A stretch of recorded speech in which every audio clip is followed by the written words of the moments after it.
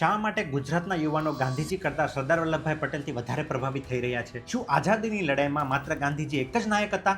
ગાંધીજીની સાથે એક એવા શિલ્પકાર હતા જેમણે દેશનો નકશો હંમેશા માટે બદલી નાખ્યો. જો ગાંધીજી રાષ્ટ્રની આત્મા હતા તો સરદાર વલ્લભભાઈ પટેલ તે રાષ્ટ્રનું મજબૂત શરીર હતા.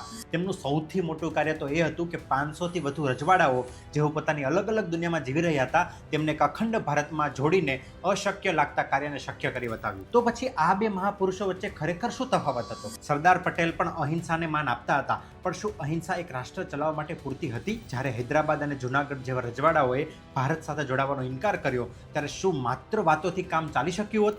આ એ ક્ષણ હતી જ્યારે પટેલે બતાવ્યું કે રાષ્ટ્રની એકતા માટે કઠોર નિર્ણય લેવા પણ જરૂરી છે.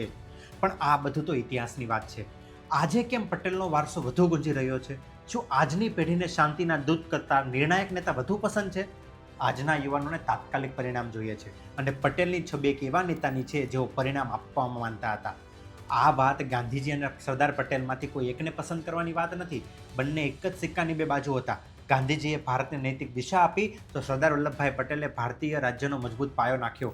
પટેલ પ્રત્યેનો વધતો આદર ગાંધીજીના વારસાને ઓછો નથી કરતો, પરંતુ આજના સમયની બદલાતી પ્રાથમિકતા દર્શાવે છે.